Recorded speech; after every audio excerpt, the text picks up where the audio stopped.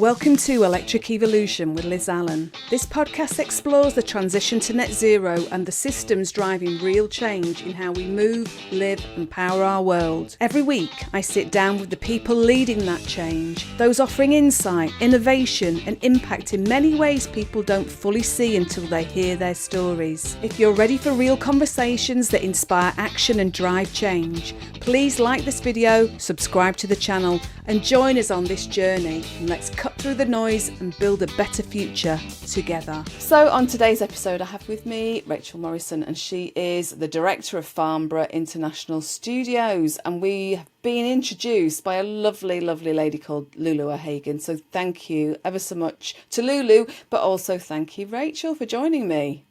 Oh, Liz, it's lovely to be with you, and absolutely thank you, Lulu. She's an absolute legend.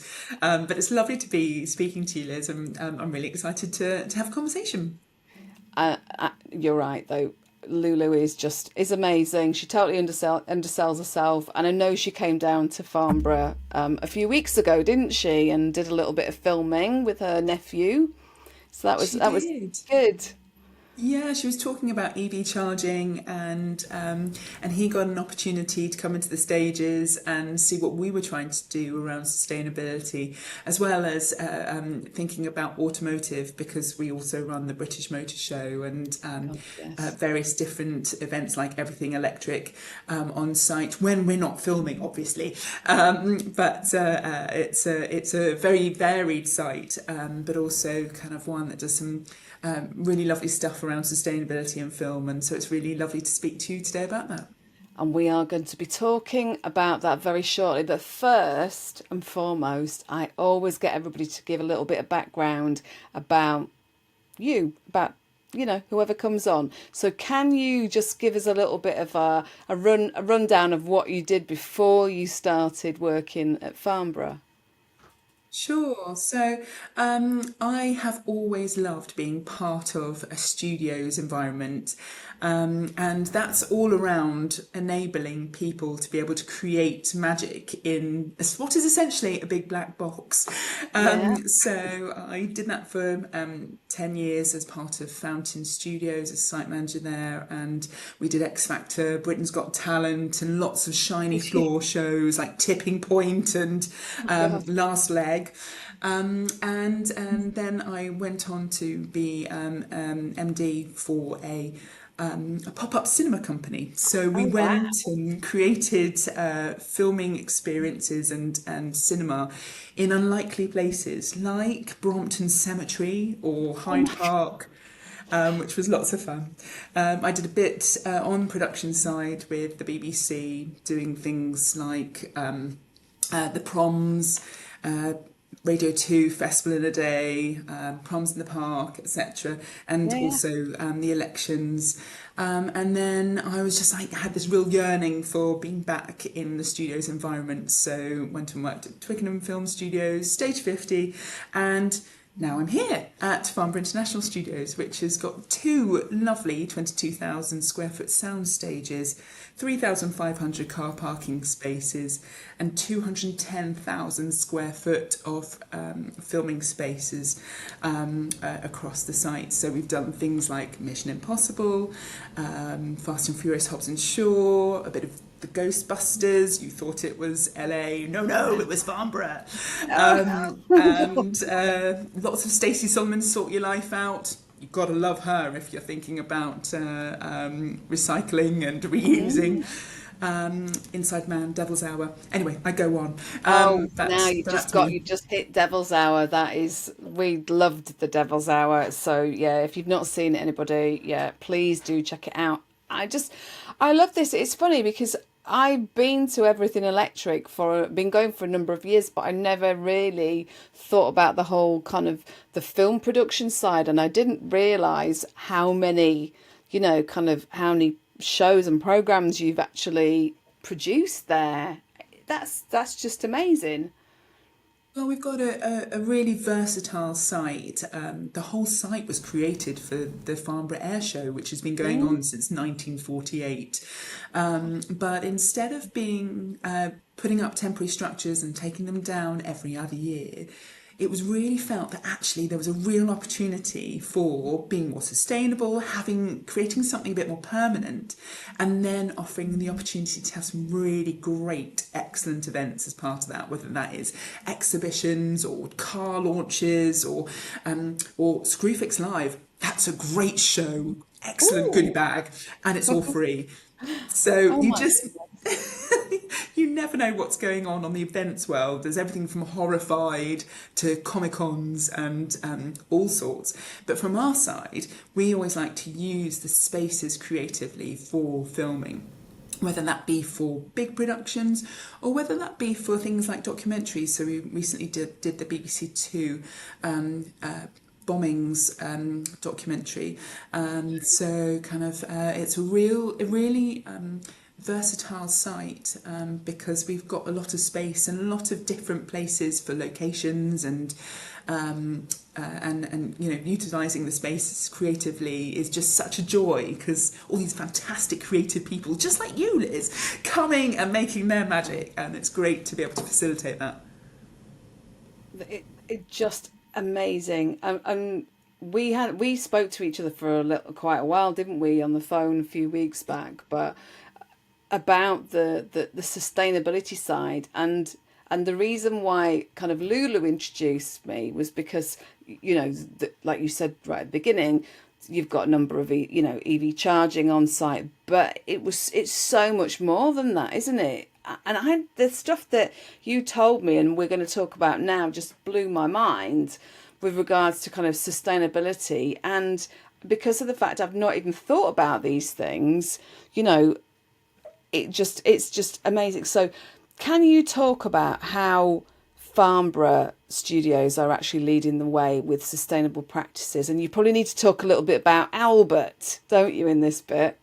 I think that's fair to say. So we are an Albert accredited supplier, and what that means is that we are part of BAFTA's initiative to try and make sure that our industry is a more sustainable industry. And it came from Albert Square, so back in the days of EastEnders, and actually it was a real kind of movement to go, right, okay, how do we make sure that we're looking after our waste properly? How do we reuse? Where does our power come from? Could we be more sustainable? And now it is a real movement within the industry, and I'm so delighted about it. It's everything from making sure that people are doing things in a more sustainable way, whether that is, you know, kind of thinking about where their crew come from, how they're getting to spaces. But it's one of the things that you might see on the end of any of your programs that you're watching. It looks like a little footprint and it says it's Albert certified. Well, that means that production has gone through quite a rigorous set of questions to ensure that actually they are thinking about their impact, their carbon footprint, as part of the industry. And as studio space, we are there to support them on that journey. And whether that is finding community partners that will help them with their set disposal or gifting, to costumes being given away, or whether that is thinking about making sure we're using HVO on site with our HVO store, or making sure that our productions are utilising local crew, local suppliers, and helping them on that journey to ensure that they become Albert certified, but also as a stage and a studio space that we have gone through that Albert supplier certification, which we have and we've got, hooray! So that we're thinking about our power use and how we can be more sustainable as a facility. Wow, that's just like I say, it just blows my mind that this is all the stuff that I know that you kind of are doing.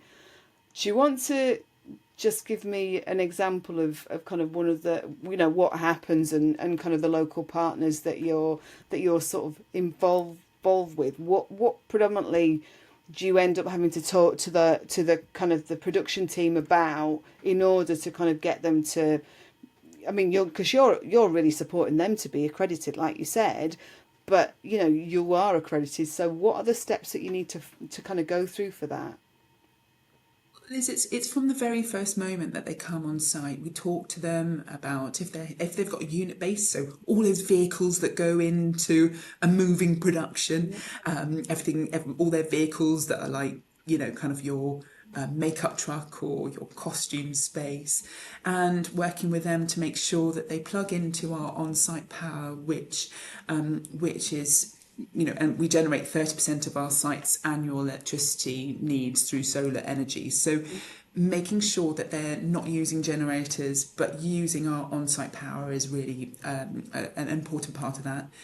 But also making sure that if they are utilising the stages, from the moment they come on site, we're talking to them about how they are going to be getting rid of their set, how they are going to be using HVO, what can we do to connect them with partners to be able to make sure they're more sustainable. So with our large feature film that happened last year between August and December, we were able to gift a huge amount of their set to the MOD for their drone training, which they use year on year. So they had some incredible tunnels and set pieces, and actually being able to gift them to the MOD so that they could gamify something which is kind of that obviously people need for other reasons was kind of a good way to see that set being reused year on year.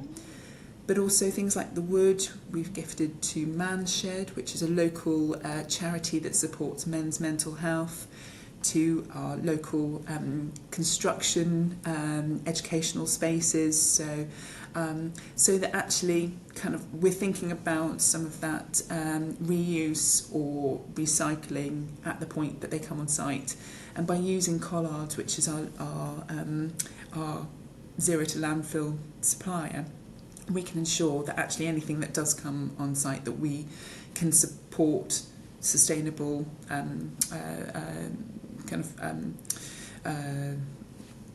waste management for our productions. So you see, it's kind of everything, but trying to make sure that kind of we can support our productions, but also we can save the world just a tiny bit more.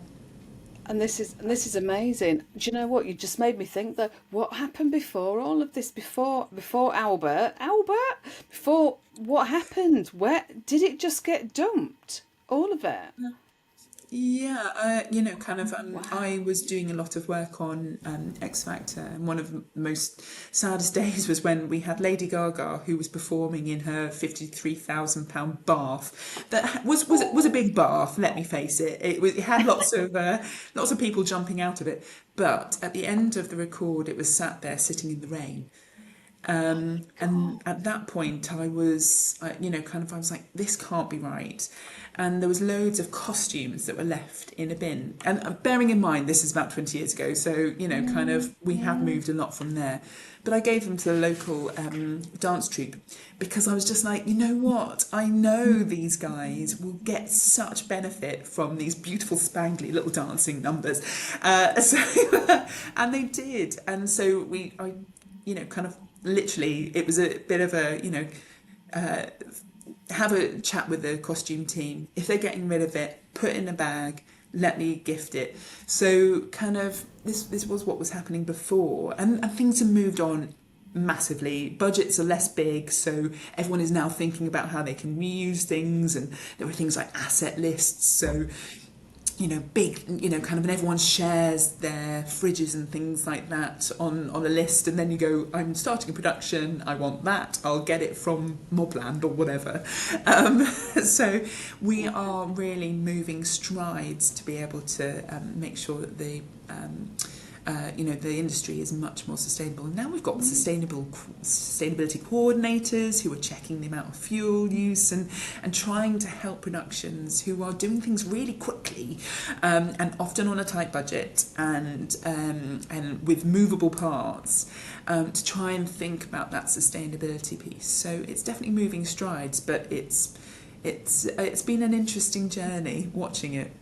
I bet, and actually just thinking about the fact that, you know, the all of these, a lot of these things that you're talking about, like sets and costumes and things, would have been, you know, they would have been integrated into the cost of the production, wouldn't they? But if you're just going to get rid of them at the end, there was would have been no ability to even get any of your money back, or kind of, you know, because you want to offset some of the costs in some ways. I didn't have any clue about this. It just seems, you know, amazing that that was actually a thing.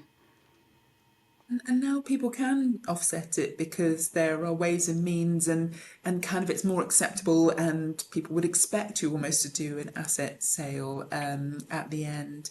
So, you know, kind of it's moving strides. But even, you know, kind of being able to say, look, we've got a link with the British Heart Foundation who will take some of your furniture if you don't want Mm. it, or some of those props that, you know, kind of you might not need now, and they'll come and pick it up and take it away for free. It's just a lovely way in which we can support, you know, kind of our productions in that journey. And like you say, those, just having those local partners, I mean, you know, must be so beneficial to you as an organisation, and to kind of the production team as well. Oh, we think so. On our website, there's a place to sign up for crew, so people can, you know, put themselves forward, and that information goes to production in terms of local crew. They're not going to travel very far, you know, kind of, there's going to be less carbon footprint for them as they get to site. And also local suppliers, because actually, however we can help with sort of our local economy is really important as well. You know, kind of, it's all that circular economy that we can help forge, and help be a part of, in the broadcast industry. I think it makes such a massive difference, you know, that you can provide that support. I suppose really you're kind of facilitating all of this guidance, aren't you, really?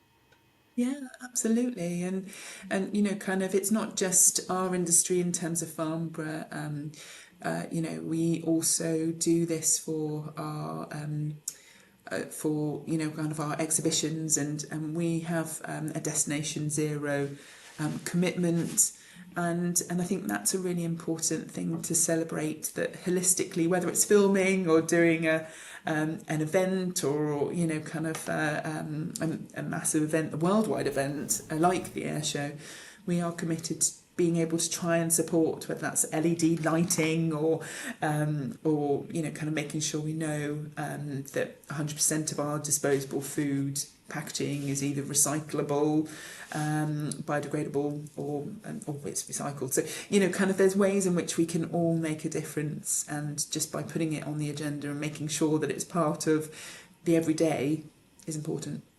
And this is what you said to me before, isn't it? You call it, so it's the zero to landfill kind of side of what you're trying to do, isn't it? Yeah, so for our waste provider, it is zero to landfill, and we, you know, kind of, which is really important because you never quite know what a production is going to be getting rid of. But also, you know, kind of, we have this destination zero. We're on that committed path to try and make sure that, you know, kind of, we limit our carbon footprint, and a part of, you know, kind of, exhibitions and conference spaces, but particularly filming on my side, that is part of that discussion and that conversation and that journey. I was going to say, like, with everything electric being down there. I mean, obviously they're kind of their thinking, I'm assuming, is very similar to yours. You know, in the fact that what they're trying to do to get the word out about electrification as a whole aligns with what you're doing as an organisation anyway, doesn't it? Absolutely, and you know, kind of, whether it's everything electric or sustainable skies, there are a number of different events that we put on site, that are in around innovation and exploring good use of electric, finding ways in which we can think a bit more holistically across our kind of industries, whether that be aviation or whether that is automotive, to be able to help be that place where people are having that discussion. I think, yeah, just being able to do this. I mean, so partnership wise, would you kind of say that what percentage would you say you're able to kind of share with those partners, those local partners, and I suppose really you kind of said about the costumes, didn't you, when you were talking about kind of when you first realised that it was worth doing all of this. Who are those besides like British Heart Foundation? Who are the kind of the local organisations that benefit from this? The real variety, depending on what it is, whether that is kind of particularly local educational spaces. So we've got good links with our colleges and our schools, and whether that is them coming in and seeing a set, and or whether that is kind of gifting of wood at the end of it for their construction part of their kind of their accreditation, or GCSEs or whatever. So kind of it's a whole variety of people, and kind of however we can support is really important. I mean, some of the Devil's Hour wood got made into community growing boxes that sit in a local park, so that people can have their sort of allotments. So kind of you never quite know, and it's up to those creative souls that make things to be able to go, right, we've got this wood, what can you do with it, and what impact can it make for you? And I was going to say, because when you've actually had a series like that, it takes a while. They didn't know whether the third series was going to be commissioned probably at that stage. So it's not as if you can keep it, is it? It's not as if you can put it all in a shed, and keep it for next time. So that thinking about that, the time lag. I mean, you've got to tell me, are they filming the third series yet? Do you know? I'm being really naughty asking you that.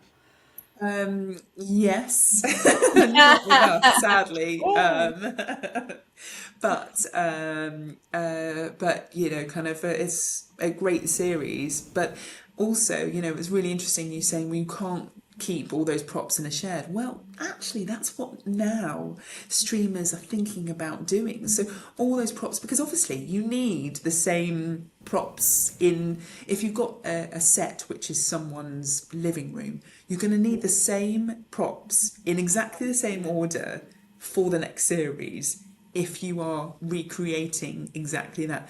Now, going out and buying the same stuff, it just makes no sense. So what big streamers are looking at, like Disney and Paramount, is finding those longer term storage solutions so that they can be more sustainable. And so it's not just kind of the studios, it's a whole industry aim to be able to try and be more sustainable. And certainly BAFTA Albert are really hoping to really crack it by and they were sort of 2030, 2040, which kind of feels soon, but kind of, if you're asking a production to sign up to a number of different things, they're the people who we all need to adhere to in order to be able to get their accreditation. And it's really important, and they do an incredible job. And I was going to say, kind of going back to the cost, like you've just said, for the Devil's Hour, the kind of, I suppose it's the offsetting. If you're having to make those same sets up again, it's the cost of making that all up again, and everything, like you said, in the living room or whatever, whichever part that they're filming, versus storage, and I can imagine that. So, yeah, storage is one thing, but actually having to make them again, it makes sense to do all of this, doesn't it? So, yeah, Liz, you mentioned about the cost, and it certainly is a cost to recreate all of this. And so, kind of you think, oh, they look like proper wood, uh, uh, proper brick walls, but actually it's generally plywood. We did all the standing sets for Belfast, and they created a whole street scene outside, and it was incredible, just beautiful, beautiful sets. But kind of generally it is wood and scaffolds and things like that. But it takes a lot and a lot of really incredible expertise to be able to recreate the frontage of a shop in Belfast, kind of during the Troubles. But to recreate that is expensive, and then so to store it is so much easier. Totally get you, and that just, yeah, now that I understand, it's kind of opened up a whole way of thinking, going, oh my god, so they've got to do all these things, so it just makes a massive difference. So besides Albert then, because obviously Albert's a big thing, but maybe I don't know what percentage of organisations are kind of signed up. Is there anything that the wider film and TV sector need to do to kind of address sort of environmental impact, or is there still a long way to go, or are you kind of, I mean, for you there's one thing, but then looking out at everybody else, are things changing? Are the number of kind of people who are Albert accredited, is it going up exponentially, or is it just like tiptoeing forwards a bit? I think the movement is definitely there, and I think it's definitely moving forward without a doubt. I think we've got a little bit of way to go, and that's largely because there isn't the time for preparation. Quite a lot of our workforce is freelance, and so kind of they're working with within the parameters of kind of, we need a team that has got generators to be able to deliver X, Y, and Z. We often don't have, if you're on location, you often don't have grid access. So being able to generate your power through generators is very much the norm. And so whatever we can do to kind of explore batteries, or whether that is looking at alternative fuels, is all really part of that conversation. But there is a real reticence, certainly in terms of batteries and things, because they're heavy to move around and they might not last, and people are worried that kind of things might not be charged, and then of course that stops stops everyone from working. So, and the amount of power is also an element. And so, do we have enough power packs for X, Y, and Z? Kind of for our, I guess 25 trailers and 10 cameras and all those kind of elements that all need to be powered up and also to last for the duration of a 12-hour shoot. So we are making headway, but it is slightly slower than a number of people are pushing for. But it is the way forward, and we're really excited about that journey, and helping spearhead that movement is really important for us as a studio at Farnborough International, because it's what we're doing across the wider business as well. No, it totally makes sense. And I was going to say, I think when we were on the phone, I was talking to you, didn't I, about Dale Vince, from the CEO of Ecotricity, who was involved with or working with or partnered with a company called Grid Fairies last year at Glastonbury, and I know we've had Glastonbury this year fairly recently, and I don't know whether this happened this year, but they powered a whole stage with kind of like batteries and kind of I think I saw a photo of what it looked like. I think there might have been a video as well, but that was amazing. So I suppose if you can move towards that way of powering, like you said, for up to 12 hours or however long you're shooting for, then that's kind of what we need to sort of, or various people who are reticent now need to be heading for, don't they? Absolutely, and we've got Coldplay that are getting people to cycle and create energy for their for their tour.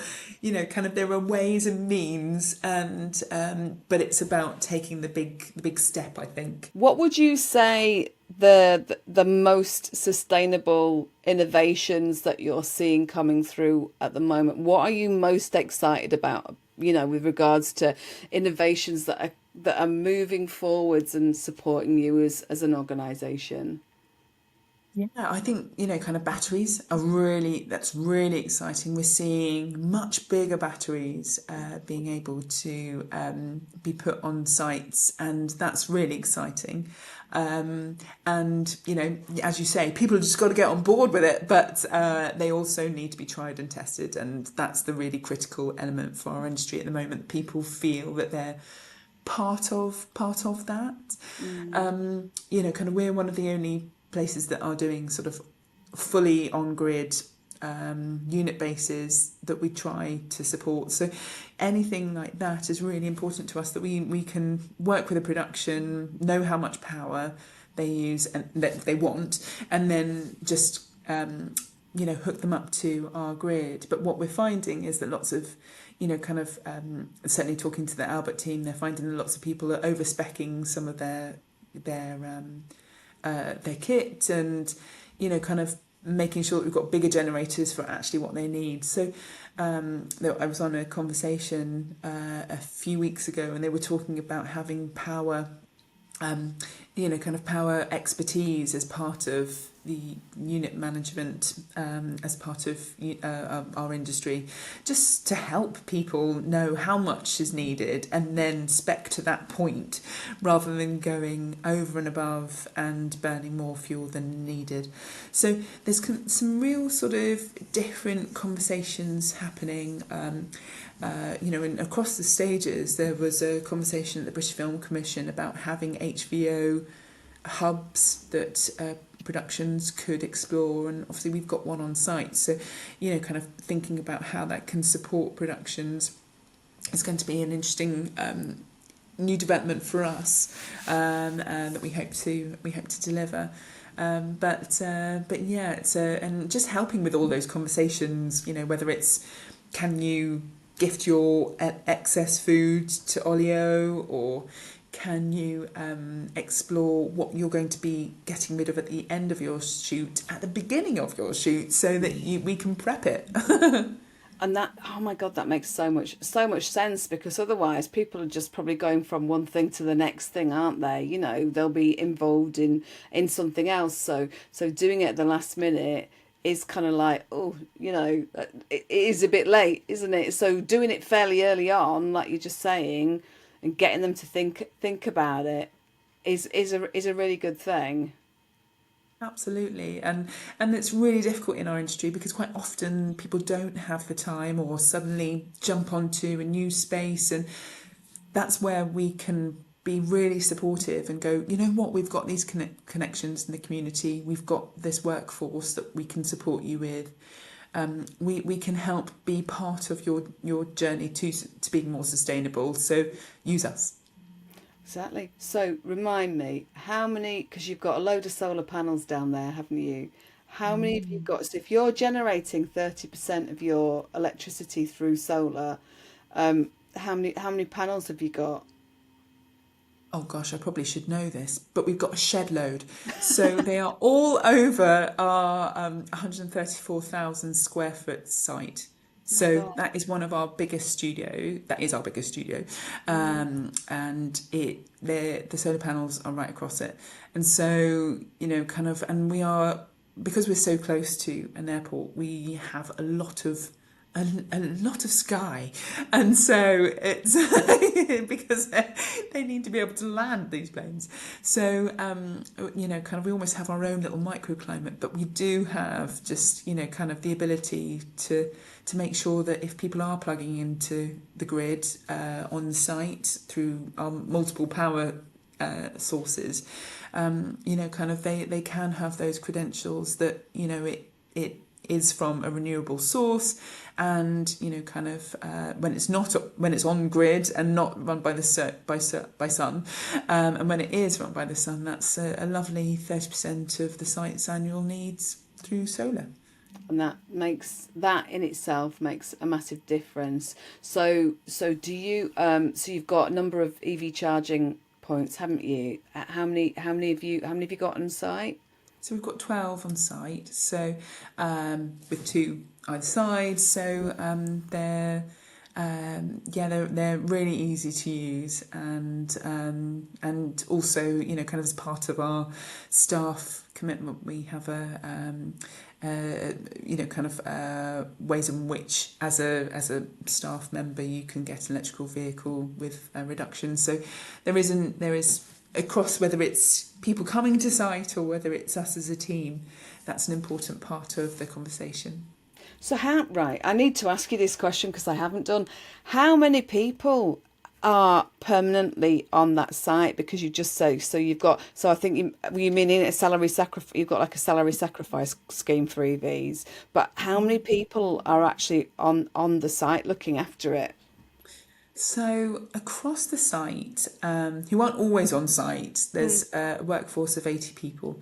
Okay. And we're a very small studio team, but actually the wider team look after everything to do with the air show, everything to do with Bahrain Air Show, everything to do with our on-site events that we create. So that might be Sustainable Skies or our space event, or it is part of the team who are a venue team who help support events coming to site and help delivery events on site. So it is a vast array of people with such an incredible amount of talent, but you can be sitting next to someone who is creating an air show with doing all the flight mapping, and then the next minute you're sitting next to our incredible health and safety team and talking about the British Motor Show, which is another event that we run and do with stunts galore and vehicle wrapping and lots of electric vehicle celebration. Yes, I did actually help Women Drive Electric. I think, God, it seems ages ago, but it was last year at the British Motor Show, and they took up quite. It was good to see so many EVs and things, and actually I know that George and Michelle from Women Drive Electric were they powered their lights and TV and things like that from the car, and I was talking to people about that because people don't realise about kind of vehicle to grid and vehicle to load and all that, vehicle to X and all this kind of stuff, and that was really interesting for people to find out about. But it was a really good event. It's a real family event, but also a real opportunity to kind of see what is emerging in automotive, and also kind of celebrate the crazy. So there's always Guinness World Records and lots of donuts and skids panning and all these kind of things on site. So it's it is a fun time. But kind of Women Drive Electric, yes, this is so important, and actually for particularly women to feel empowered to be able to drive whatever they would like to drive. I'm all for that.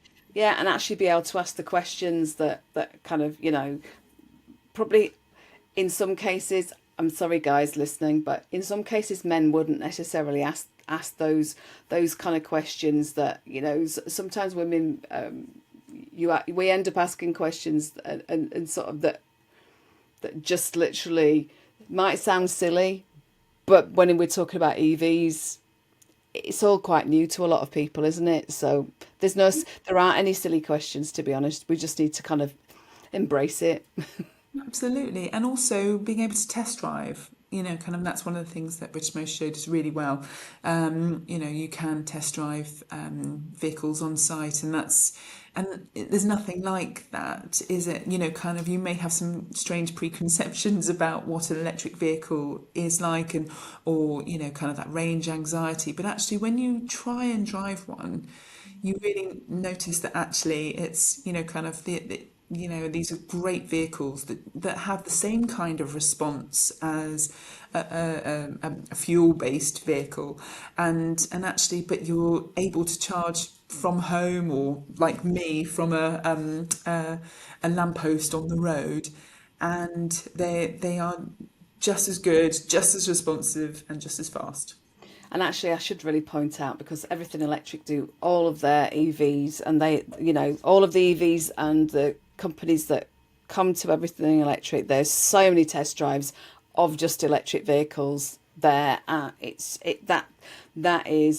That gives you such a big opportunity to kind of do that. I think last year, or maybe the year before now, I Sarah Sloman from the EV Cafe test drove a BYD Atto, and me and Gary Comerford, who's another podcaster like me, we were in the back and singing away to lots of songs. But anyway, but it's just, you're giving these organisations the ability to have a space where they can do all of that, aren't you? Yeah, we've got a lot of outside space. So for us, kind of for a production to have 3,500 car parking spaces is a joy. But obviously, when it is an event day, kind of some of that space, not all of it, because we'll always have some for filming, but some of that space gets used for those driving opportunities, because it's great to be able to try these things out, and kind of see things, just give it a go, really. Exactly. So I'm going to ask you one final question. Okay. So what do you hope that people take away from their experience of working with Farnborough? I really hope that people take away the care and the passion that we have for doing things a bit more sustainably. I really hope that people have a think, and also, just be able to give space to their production to go, okay, right, these guys know some community groups that could support set reuse. And to give productions that opportunity, so they don't have to start forging new connections. We can help them on that journey, and be able to help get rid of their set sustainably, help make sure that they're using HVO, and also powering into the grid with the solar, with supporting with solar power. So those are the kind of things that I really hope that productions coming to site, and indeed anyone coming to site, whether you're a guest or a visitor to any of our events, that we have got a Destination Zero commitment, and that it's really important to us as an organisation, and we hope that we can help people have that same passion for this as well. Oh, bless you. Well, listen, it's been lovely talking to you. I really, really appreciate your time. It's been great, and actually, I'm going to have to find you at the next Everything Electric, aren't I? Because I will be there, definitely. And yeah, it'll be great to kind of meet you properly, or even another time, because I'm only 45 minutes away.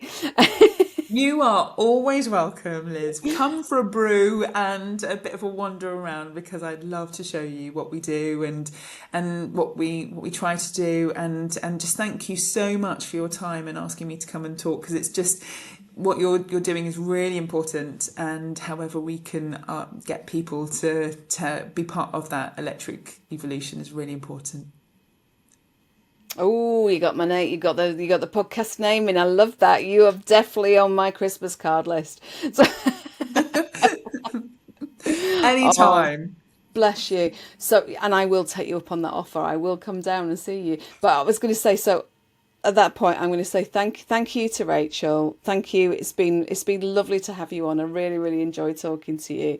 And to everybody else, please, this is something a little bit different. We've not looked at sustainable film, film and kind of sets and this kind of thing before. And I just hope it sort of sparked a bit of kind of recognition when you do go to, an event like Everything Electric, or, see these places and think, blimey, oh yeah, they've got to do all these things. So yeah, please just, I will share your details in the show notes, Rachel, and to everyone, please kind of like, subscribe and share all of these, this video and the ones that we've got out there. If you're listening on audio, then do all the wonderful things that I always ask you to do. So, but on that note, I'm going to say thank you to Rachel again. Thank you for joining me, and to everyone else, thank you. See you next time. Thanks for watching Electric Evolution with Liz Allan. If you've enjoyed this episode, please like this video and subscribe to the channel. If you're a charge point operator, local authority or stakeholder in EV charging, I'd love to talk to you about our Charge Point Evolution framework. It's designed to help you create a seamless EV driver journey, boost utilisation and maximise your return on investment. Alternatively, if you know someone who'd be a great podcast guest or might be interested in sponsoring an episode, you can email me on liz@fullcircleci.co.uk. Thanks again for watching.